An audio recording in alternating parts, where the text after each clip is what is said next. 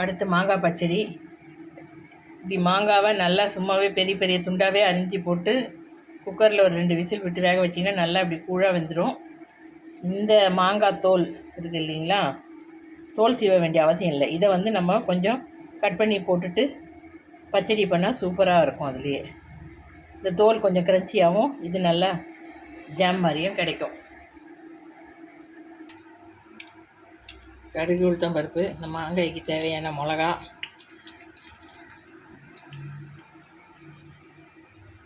கருவேப்பிலை போட்டு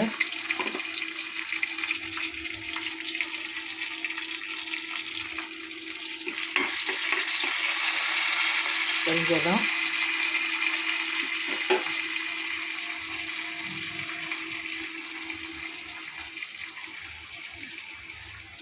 கொஞ்சமாக பெருங்காயத்தூள்,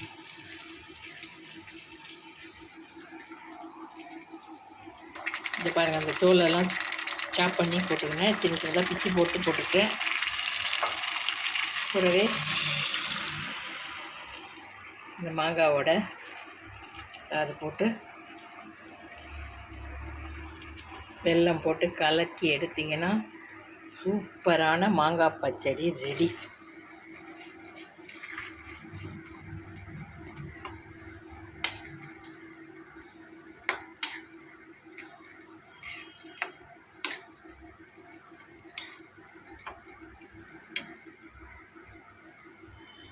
இந்த பக்கம் பாருங்கள் வாழைக்காய் வறுவல். இந்த மாதிரி ஒரு தடவை வாழைக்காய் வறுத்து பாருங்கள், ரொம்ப ஈஸியாக இருக்கும். பண்டிகை காலங்களில் இந்த மாதிரி குறுக்கு வாட்டில் அரிஞ்சு போட்டு அப்படியே வேக வச்சு வறுத்துட்டிங்கன்னா சீக்கிரமாக வேலை முடியும். சுவையான மாங்காய் பச்சடி ரெடி. நான் கொஞ்சம் தண்ணி சொல்லணும், தண்ணி நிறைய வச்சா நீங்கள் தண்ணி கம்மியாக வச்சு வேக வைங்க மாங்காவை, சூப்பராக இருக்கும். மறக்காமல் சேனலை சப்ஸ்கிரைப் பண்ணிவிடுங்க.